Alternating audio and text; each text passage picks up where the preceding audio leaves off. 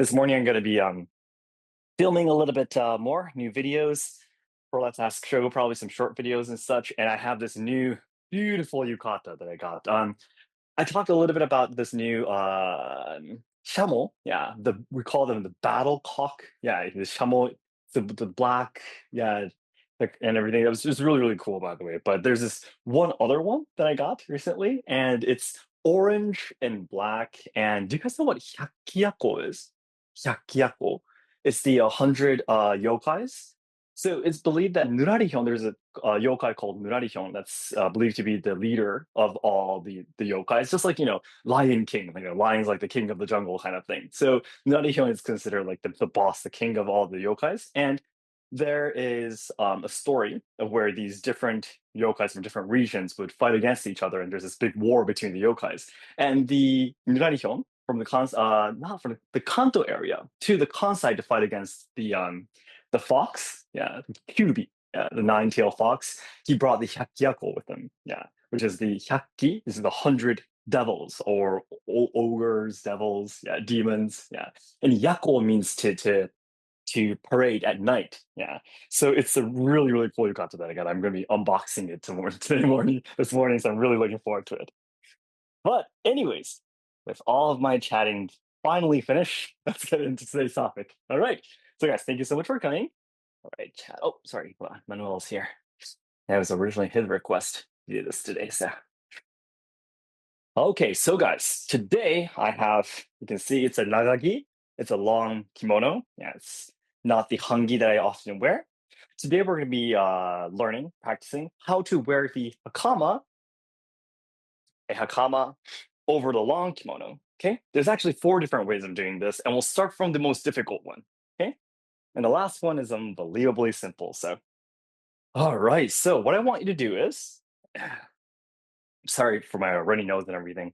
When you have the air conditioning on for all night long, it kind of damages your nose. But okay, so the first one that I'm going to be teaching you today is the most difficult one.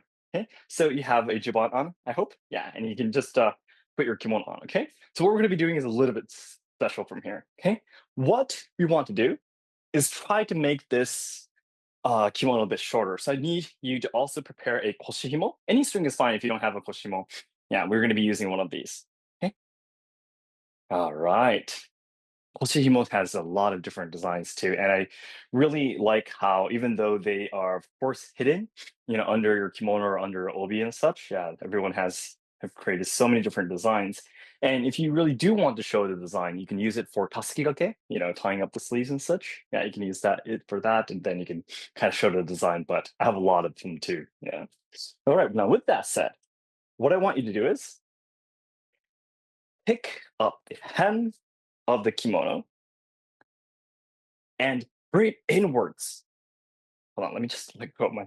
I am so not used to doing this either, by the way, guys. I have learned how to do this, but I don't do it very often. So please forgive me if I can't do it properly. I should have brought a different kimono because summer kimonos are very soft and hard to handle. So I hope you can kind of see me what I'm trying to do here. Okay. All right. So I brought up the hem of the kimono and brought it inwards like this. Does this make sense? Yeah. I brought it up. I'm pretty sure you're starting to already get what we're trying to do here. Okay? You bring the hem of the kimono up and fold it inwards like this. See? If you're on the back, it just looks like it's a short kimono. Yeah. The person good? Yeah. So once you do this, from here it's a bit tricky. What's tricky is that of course you guys would know the kimono's rule, right? Yeah. The left over the right. Yeah. So the right has to come first and the left comes later. Yeah. So that's the basic rule. But because this layer is going to be hidden afterwards, like this, yeah, you have to do it the other way. Otherwise, the folds are going to show. Okay. So it's not left over the right, but the right over the left. So you do the left side first, and you put the right side over the left side. So it's like this. I'm really surprised by the video quality. It's actually really high. Okay. And this is where the Oshimo comes in. you wrap the koshimo over this here. So it has to go inside the kimono, which is a bit difficult to do. Yeah, but see, you hold it at the middle and pass it behind you.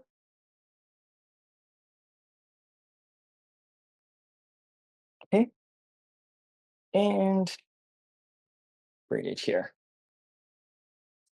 And just do the koshimo tie like you always do. Maybe a little bit tighter than usual because there's no need for you to change the position of where this is later. But my second daughter's right there in her underwear trying to choose her clothes to go to school. All right.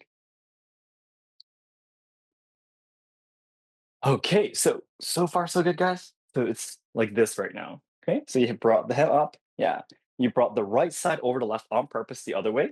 Flipped it over. Oh, sorry, hold on. Maybe there's one more person coming. Okay, and now you have your kimono like this. So far so good, guys. Yeah. All right. Then I would love to. Oh, sorry. I thought it was a new one. Sorry, Josh. So and from here, the usual way. Okay, so you put the right side. Oh, I should have brought my mirror. I have my mirror with me. I'm looking at the screen like this. Then, because you did it the opposite way on the bottom, you should be able to hide all the folding that you did. See, the front side should come up like this, and it kind of looks like it's the hangi now, right? Okay, and then here we go. You bring another koshimo, and you do the same thing as we always do. See, this is another different design of koshimo too. Really cool. And you put this over here. Okay. And you do it the same way like we always do.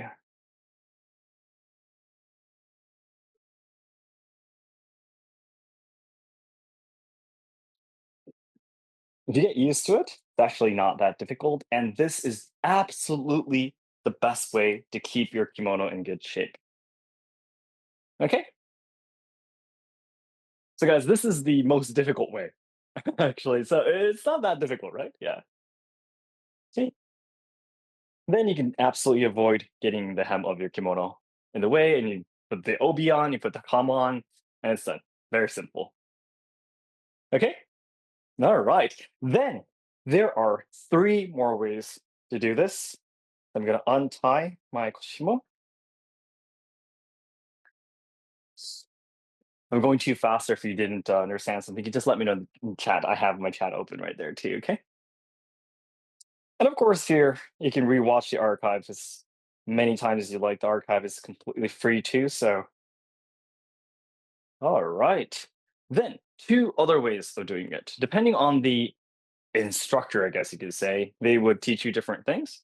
Yeah, never mind. I was like, I could bring the mirror over here, but as long as I can see myself on the screen, it's fine. So let's first of all just simply put the kimono on normally. Okay, normal way. And please put the obi on too.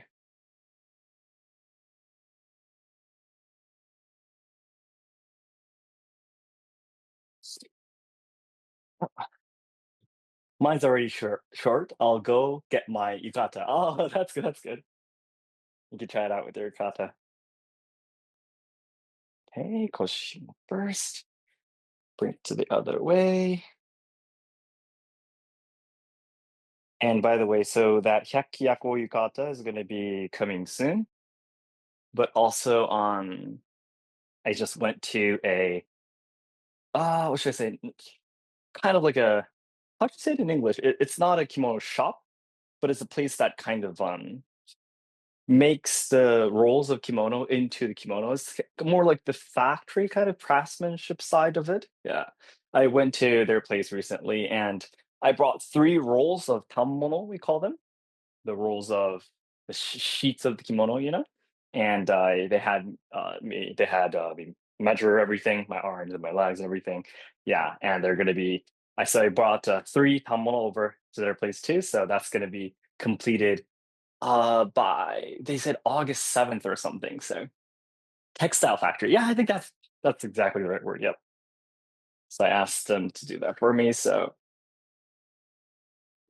one is something called the arimatsu shibori. Arimatsu is actually one of the areas in Japan, and shibori means to squeeze.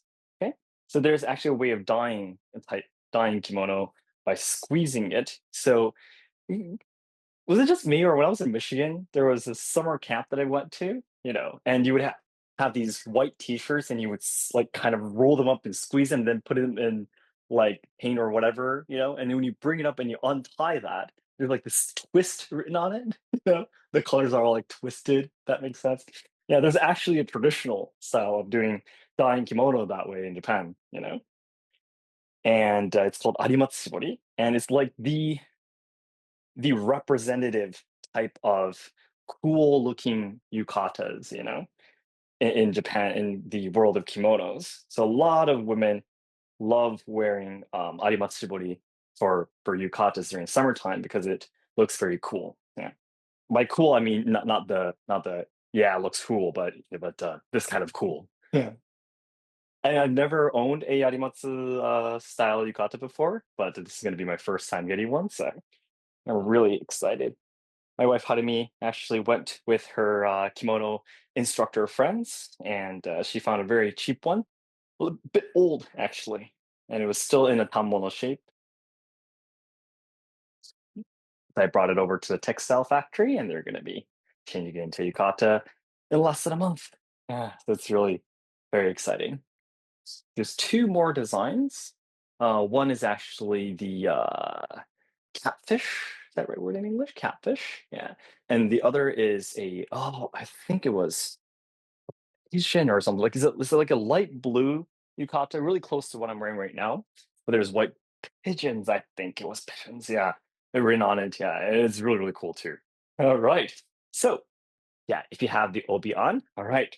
So the other number two, number three from here is also very simple. Okay. So what you do is the one that was written on my textbook is the front side. Okay. What you do is you have the two front sides, right? You literally just tuck this into your obi. It's very simple. Okay.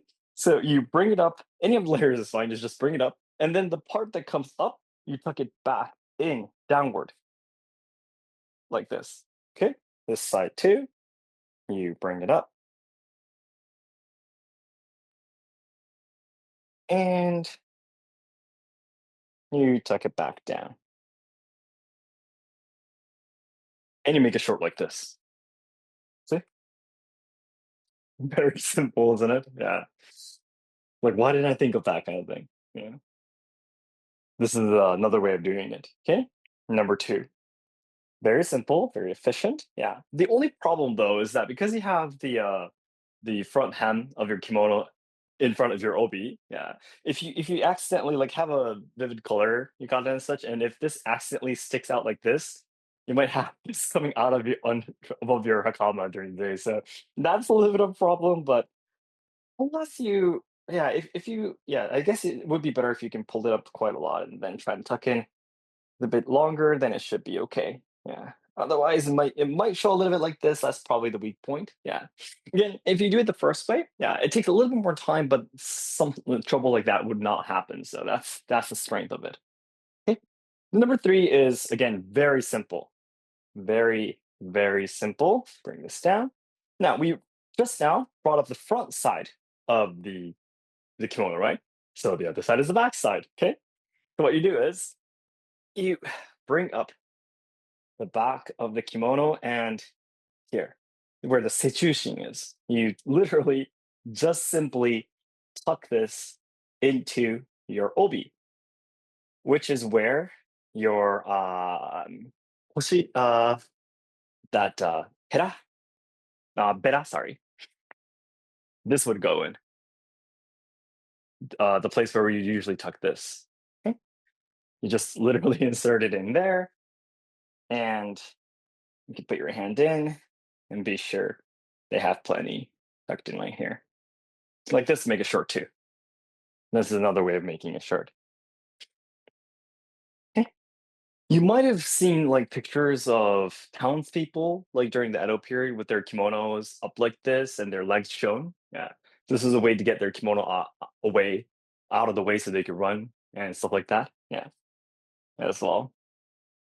The weak point about this is that the easy part about this is that you only have to tuck in one once, and it's on the back side, so it doesn't affect the front so much. So it won't be shown even if you wear the kama. The problem with this is that it makes your kimono very wrinkly.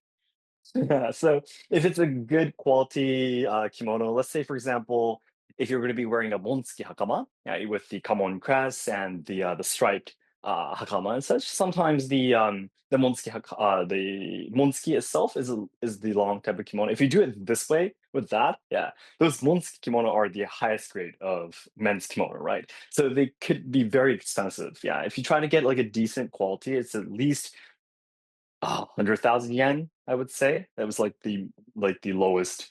Unless you like go to like get those polyester, fit ones that you get on Amazon. You want a proper one that you can actually participate in, I don't know, weddings and stuff like that. Yeah.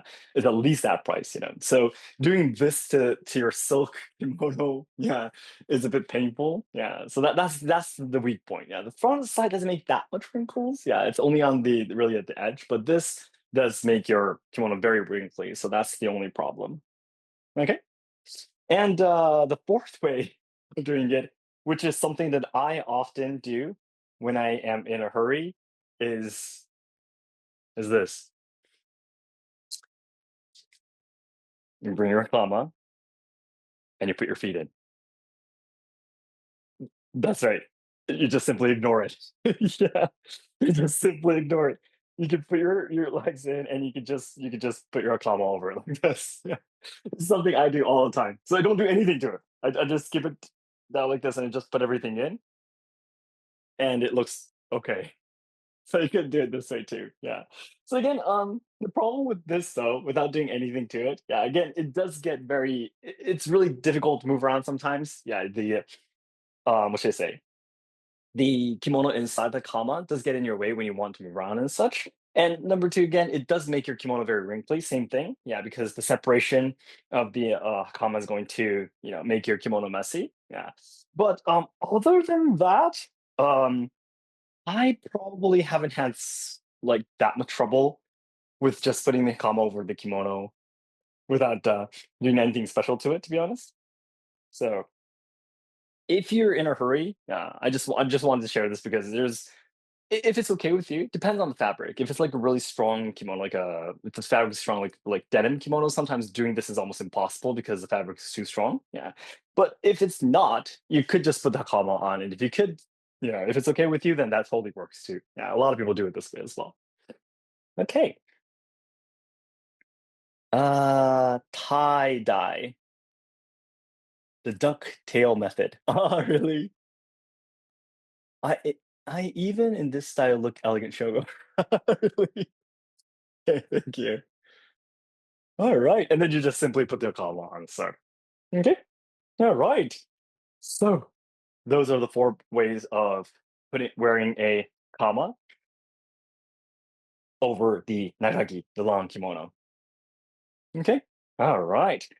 But again, yeah, from my point of view, trying to wear a kama over nagagi is a bit troublesome. So I really like wearing the hangi, which is short from the beginning. And often in cases the hangi would have the strings, just like the dogi would have. Yeah. So that's the reason why the first two sets of kimono that I'll be making myself for my brand Usen Huma are both hangi.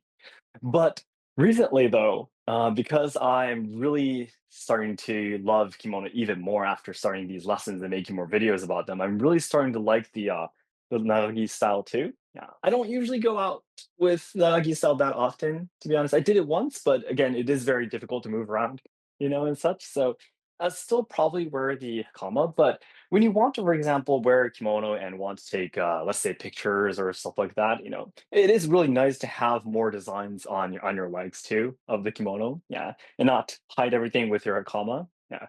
So I'm starting to think maybe the next set of designs I make for Usain might be the nagagi style, and I'll just simply explain how to wear the hakama over the nagagi. Everyone can enjoy it that way too. Yeah. All right. The dye is the dyeing the t-shirts you were talking about in Michigan. Oh, yeah, exactly. Thank you so much. Tie-dye. Were Hangi style kimono available during the Edo period? No, I don't think they were available during the Edo period. No, I think it was something that was invented very recently. Yeah, thank you, Chad. All right, so I think we still have plenty of time, don't we? There's only been 25 minutes.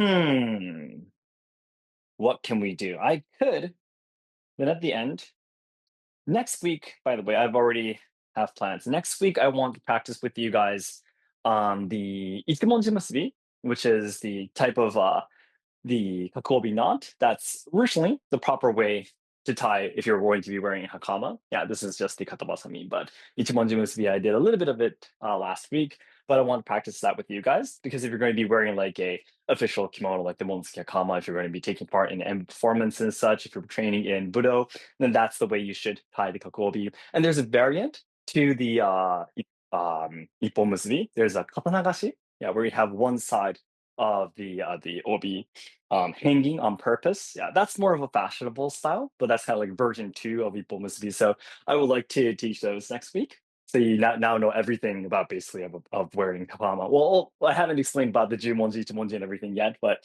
yeah, you were getting really close to that. So today, you guys might already know, still have a little bit of time, so I can add a little bit of explaining about how to do the Tasukigake, by the way. I made a video about this already, but yeah, it's something that's really useful.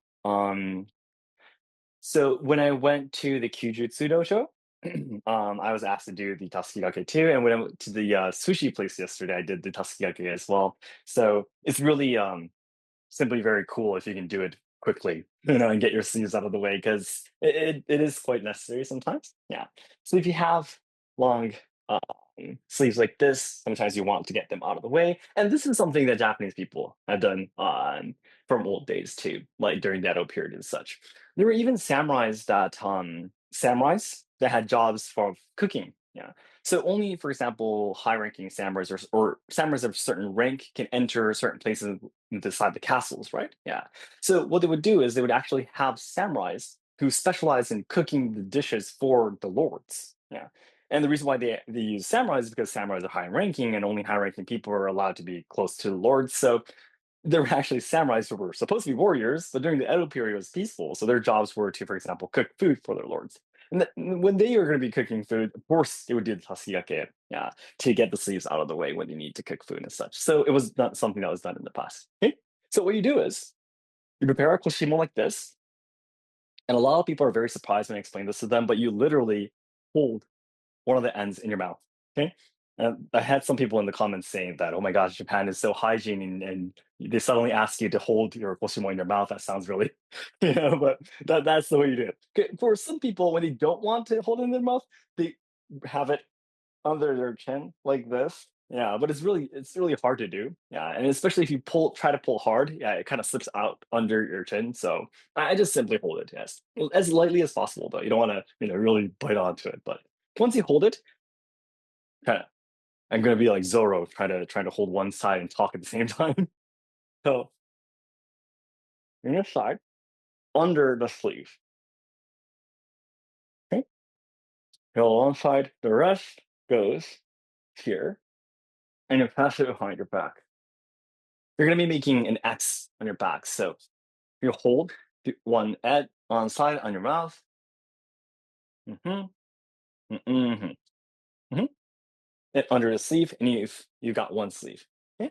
Then the other side comes over your other shoulder. Yeah. Which side you start from is totally up to you. If you're right hand or left hand, whichever is convenient for you. Okay. Mm-hmm. Mm-hmm. Mm. Over here. Okay. So you pull the sleeve on the other side, yes, and pass it behind your back, and now you have an X behind your back. I'm not too sure if it's well balanced or not, but you can adjust this later. So, and then you should now have the front ends back at the front like this. Yeah. So you just simply tie it. Mm. So the level of how much you tie it is really uh, based on the kimono you're wearing and such, and from your own experience. But if you make it too tight, it's going to make it difficult for you to move your arms later. Yeah, but if it's too loose, then the sleeves are going to come out later anyways. So that's kind of like the problem. I hope it's a good X on the back here. Okay. Yeah, I'm sure Michael and Josh are very good at doing this. Very good. Guys have so much experience already. So, oh, really? Thank you, Josh. Well, my X looks okay. Good. Now, to be honest, if you could do, but one last thing. Sorry, the stop. By the way, you don't want it to be in the front, so you can bring it to the back if you want to. Yeah. So what you do is you turn the ski in one direction, so the knot comes to the back. Okay. You could do it this way too. Some people just keep it in the front like the here. Yeah, but what happens is that if you keep it here, it's hanging, and sometimes it gets in your way when you want to do stuff, and you accidentally untie it. Yeah, so you bring it to the back. It's probably the best way to get it out of the way and prevent the string from coming undone. Okay, if you could do this very quickly, it looks very cool. It is like on the Kenbu performances. Do you ever heard of Kenbu before? It's the sword plays where you it's this form of art where they dance with the katanas. Yeah. They actually those performers often have scenes where they put the tatsukiyaki on, like it's a scenery where they go before they go out to war and stuff like that. They would do this and they do it like boom, boom, and it's done. Like they probably do it in like less than 3 seconds as a part of the dance. Yeah, and I was like, that looks really cool. There's actually a place called the Kenbu Theater in Kyoto, and they've been around for like I don't know, for like I don't know, maybe about 10 years now, more than 10 years. Yeah, it's a place where they try to promote what Kenbu is about and such. And I've been there a couple of times, once on my own, just to get to know them. I'm actually acquaintances with the owner of the place, and she was actually friends with the owner of the restaurant that I first worked at as the manager, and yeah, and I've been there a couple of times afterwards. I went there after I started Let's Ask Shogo and stuff too. But yeah, it's been on my mind, yeah, for a long time because it just simply looks really cool. Yeah. What's important though is that before you start doing Tasukiki, you pull the sleeve back just a little bit. Yeah. If you try to do it from here and immediately do it, sometimes it gets stuck a little bit. So if you can, before bringing the string over over your sleeves, you can bring it a little bit closer so it's easier to tie. Then that does make the shape a little bit more beautiful. So I think at first the goal is to try to finish at least within 10 seconds. It'd be really cool, I think. Yeah. And it would be best if you can keep the Koshimo flat like this on your back and everything, but that I've been struggling to do. Yeah.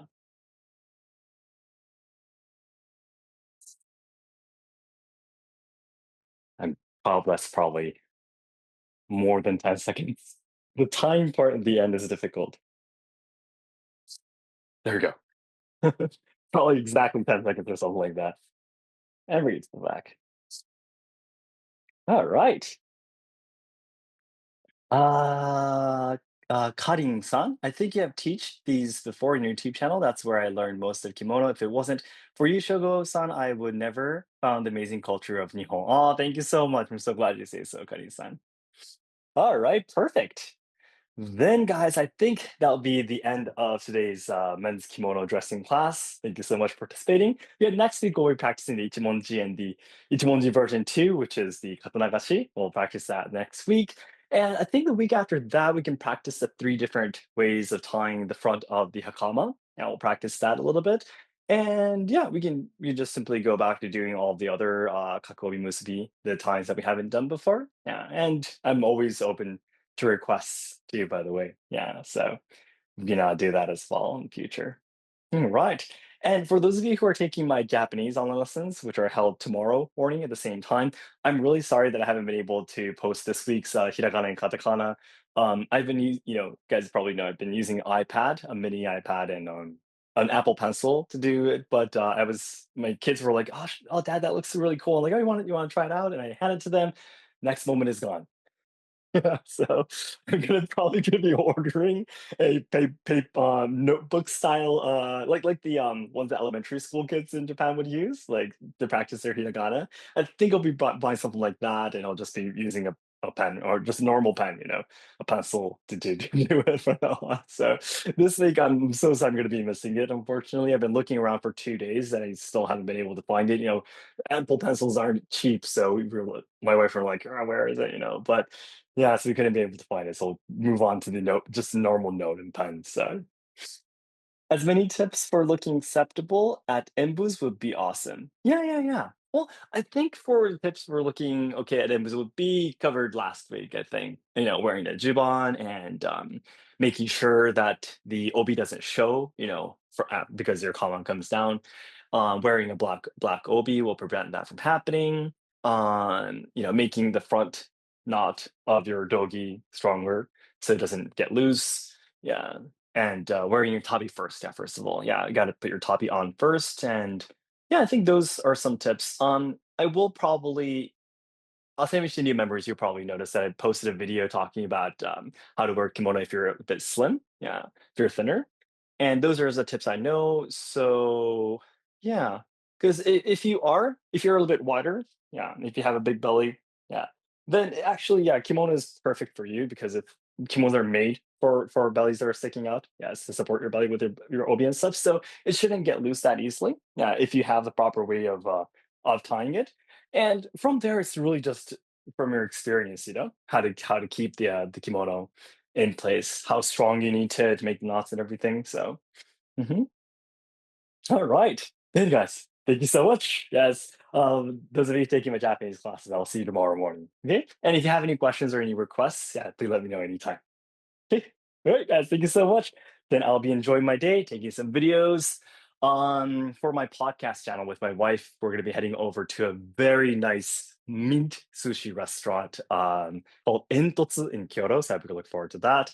And in the evening, again, I will be heading over to the Kyujutsu Dojo and I'll be making a video of their place too. And I'll say, mention new members, if we can go together someday when you come to the training camp and such, if there's like a time when you guys are like all coming to Kyoto, yeah, like last year, it'd be great if we can head over to the Kyujutsu Dojo and try that out too. Because the concept is really close, like how Asame Shinryu is trying to preserve, the ancient styles. It's really similar to what they're trying to do. So I think we have a lot in common. So yeah.